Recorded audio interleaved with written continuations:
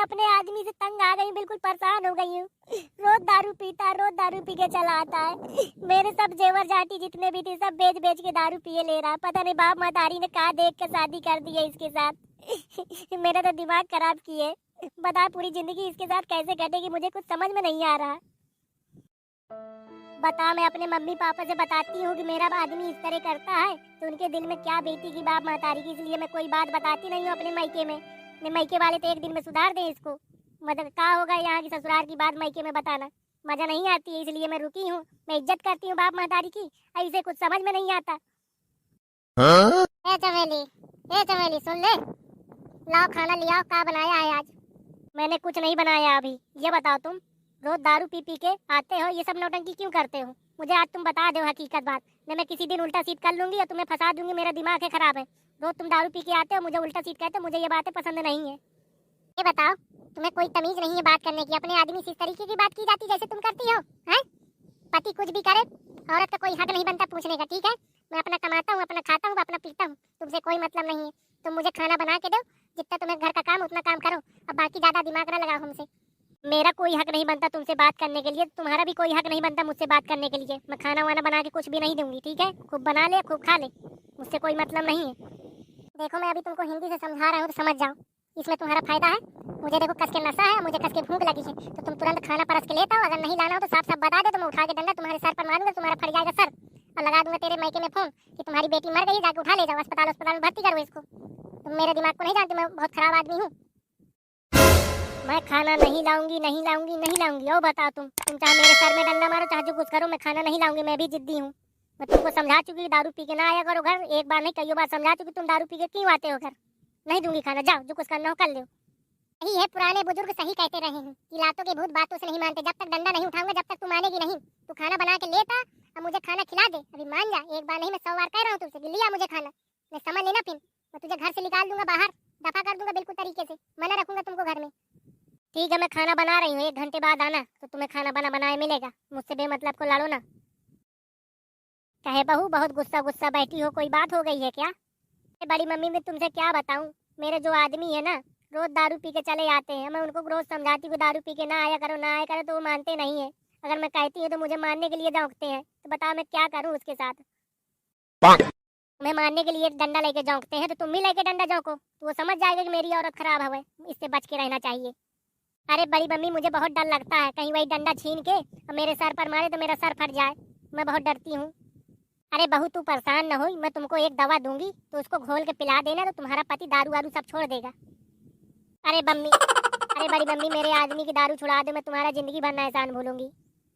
अरे बहू इसमें एहसान वाली कोई बात नहीं है, मैं तुमको पता बता दूंगी, तो उस पते पे लुआ के चले जाना इसको अपने पति को, तो वो दारू पिला देगा। 1-2 घंटे तक नशा रहता है दवा का, और इसके बाद दारू बिल्कुल तरीके छोड़ जाएगी। इसमें एहसान वाली कोई बात नहीं है, ठीक है?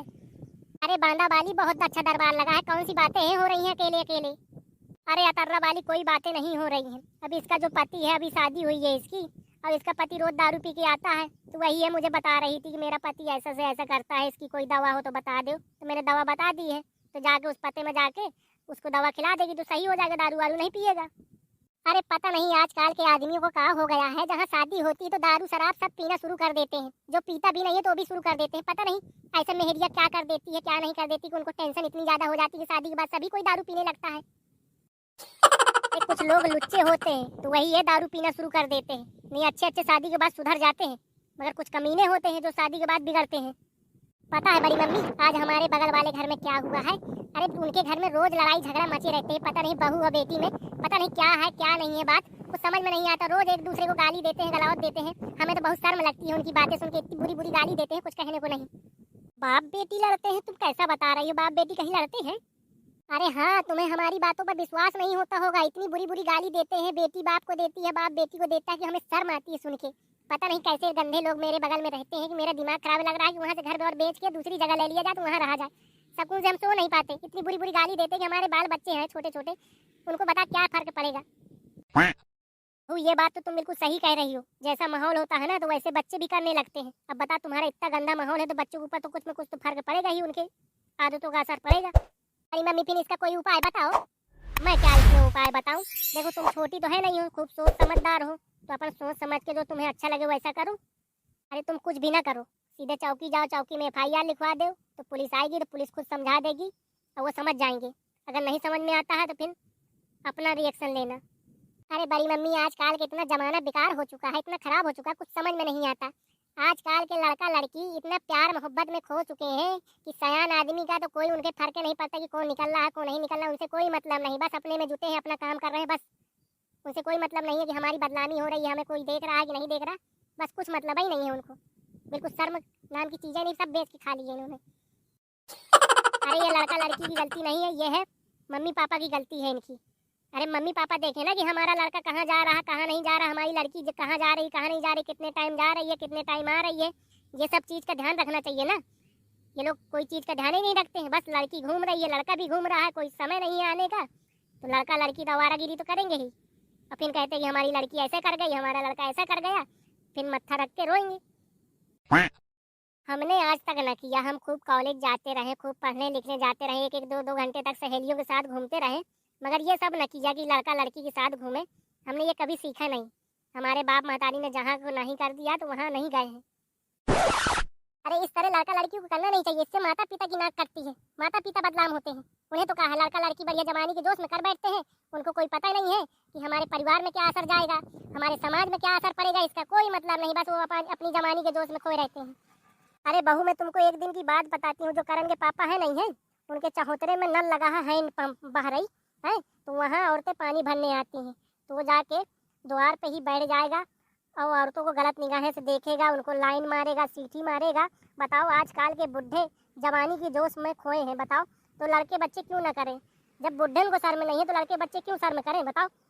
अरे बड़ी मम्मी, मैं तुमको बताऊं, देखो इसमें आदमी की कोई गलती नहीं होती है, ज़्यादातर औरतों की गलती होती है। आजकल की औरतें ही खुद सोच रही हैं कि मेरा चार चार पति होना चाहिए, एक पति में उनको बोझ नहीं लगता है, उनके चार पति होना चाहिए, एक शॉपिंग कराने वाला होना चाहिए, एक घुमाने वाला होना चाहिए, एक फोन में बात करने वाला होना चाहिए।